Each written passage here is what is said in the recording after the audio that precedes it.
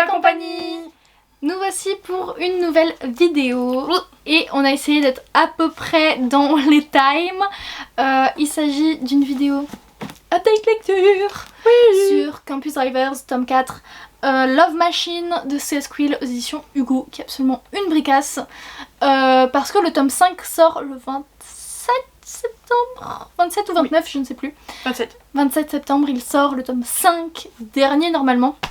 Et du coup on s'est dit que c'était le moment pour sortir notre avis sur le tome 4 vu qu'on l'a lu à peu près en même temps. Pour une fois. Pour une fois. Et voilà, Clémentine, fais-nous le résumé. Le résumé, on a d'un côté Raphaël. Non, tu nous le fais bien, s'il te plaît. Un peu de respect pour nos abonnés. Excusez-moi. Du coup, le résumé de la série, toujours la même chose. Oui. Des Campus Drivers ont créé, enfin des gens, des garçons très beaux gosses, et avec des belles voitures. Des belles voitures anciennes ont créé une application pour transporter, tels des taxis, leurs chers camarades de campus sur le campus en question. Et donc on a une première trilogie, on va voir ça comme ça, où c'est à je sais plus quelle ville, mais on s'en fiche un peu. Et donc là, à partir du tome 4, on passe dans une autre université, mais en gros c'est une espèce de... C'est pas vraiment un spin-off, parce qu'on voit toujours les personnages principaux du début de série. Donc c'est pour ça qu'on vous conseille quand même, d'ailleurs, soit dit en passant, de les lire dans l'ordre. Non, parce que sinon, honnêtement, vous allez être perdu. On en reparlera plus tard, mais sinon, vous allez être perdu.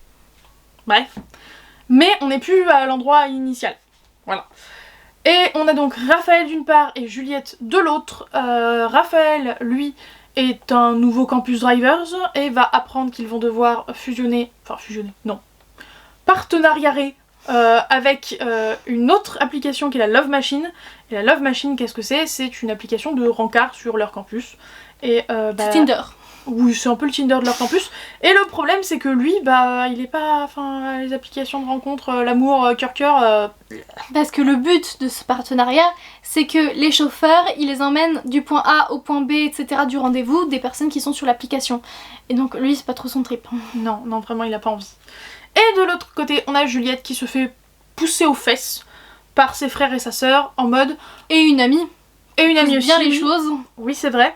Remets-toi sur la bonne voie en termes d'amour et en termes de voiture, puisqu'au début on ne sait pas pourquoi, donc on ne vous dira pas. Mais elle et les voitures, c'est compliqué. C'est des crises d'angoisse. C'est très compliqué. Donc voilà, on aborde beaucoup les crises d'angoisse dans ce roman. Ouais, trop bien. Ouh. Clémentine était ravie.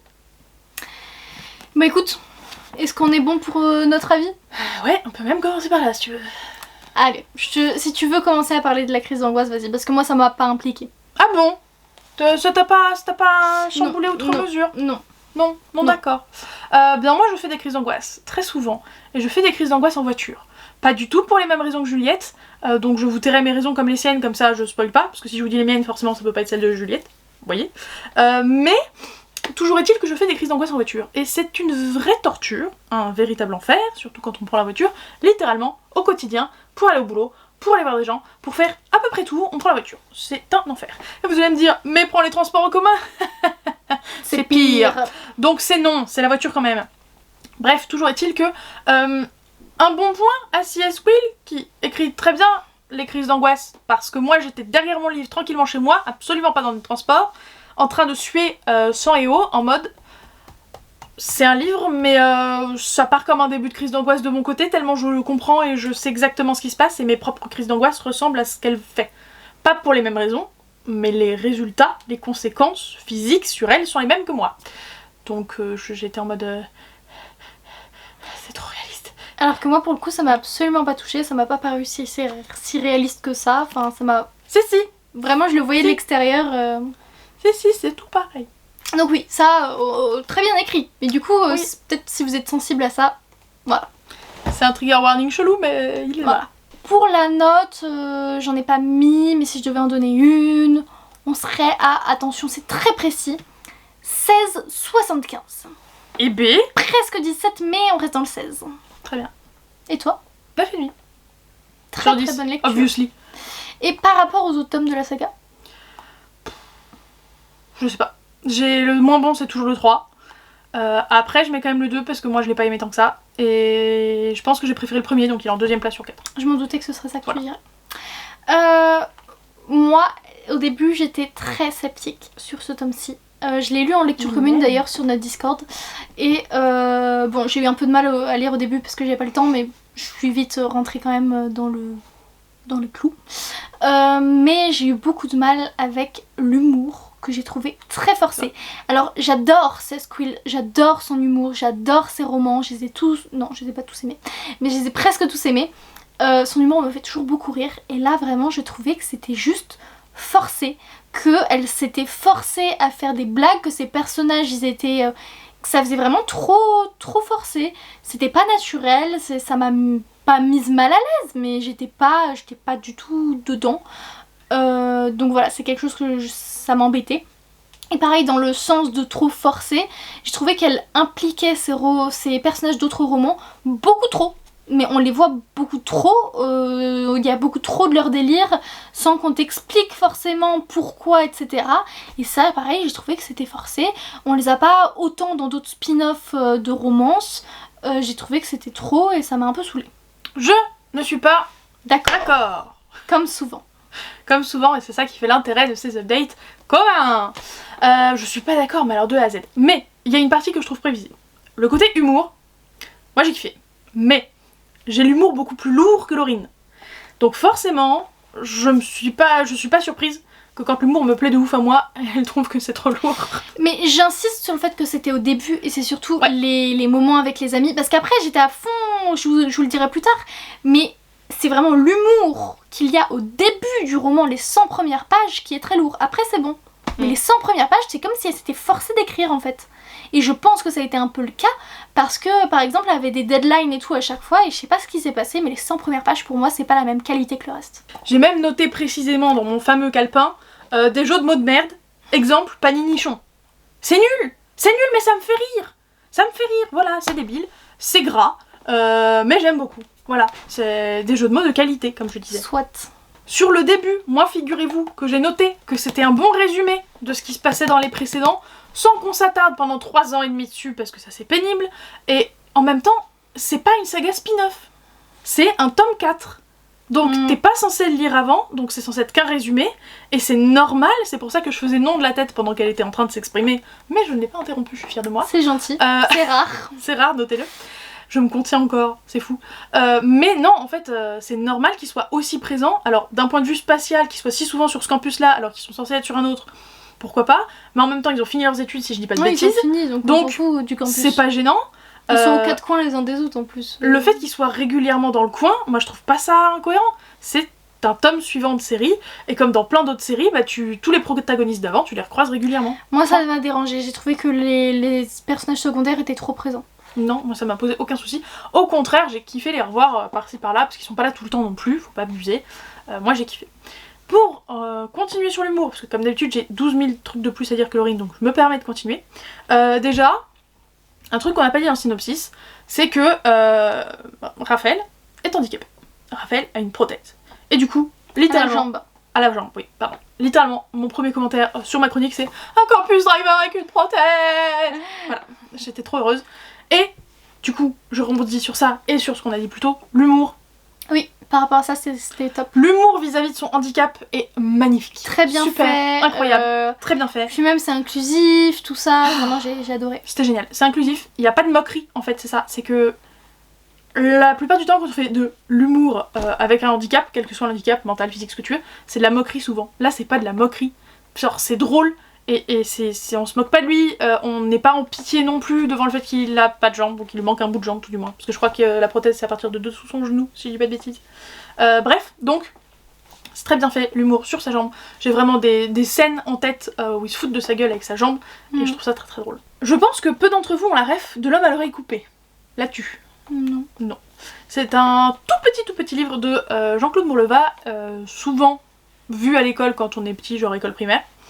Et pour la faire très très courte, c'est l'histoire d'un vieil homme qui se fait tous les jours demander mais comment t'as perdu ton oreille, parce que c'est l'homme à l'oreille coupée, hein, voilà. Comment t'as perdu ton oreille, etc. Et tous les jours il raconte une anecdote différente. Voilà, et c'est exactement ce que fait notre bon vieux Raphaël dans l'histoire, puisque tous les jours il raconte autrement ce qui est arrivé à sa jambe, et vous n'apprendrez donc qu'à la toute fin ce qui est vraiment arrivé à sa jambe. Alors que dans L'homme à l'oreille coupée, on ne sait pas ce qui est vraiment arrivé à son oreille. On n'apprend pas ça à la toute fin, puisqu'on l'apprend dans son point de vue bien avant. Dans le début. Ouais, mais pas dans le détail. Tu sais à peu près quand, pourquoi, mais tu sais pas exactement ce qui s'est passé. Tu sais en partie, quoi. Ouais. Tu sais pas tous les détails. Tu sais assez Mais vite tu sais comment, comment mais... quand même. Voilà. Mais il continue de faire tourner en bourrique tout le monde. Oui, voilà, c'est juste les autres, ils savent pas, mais nous, on sait plus lecteurs, vite. on sait. Par contre, l'homme à l'oreille coupée, tu sauras jamais quelle est l'étape. La vraie raison. Ouais. Mais j'ai beaucoup aimé la ref. Je sais pas si c'était volontaire ou pas, mais j'ai beaucoup aimé. Mais en tout cas, c'était une très bonne idée. Oui. Moi, je voulais parler de la romance Slow Burn, qui était géniale. Et je me souviens encore de Clémentine, pendant qu'elle le lisait, elle me faisait un peu des avis, parce qu'elle l'a lu avant moi. Et je me souviens que c'était en mode... la romance, vraiment, elle arrive pas du tout et tout. Je comprends alors pas. là, oui.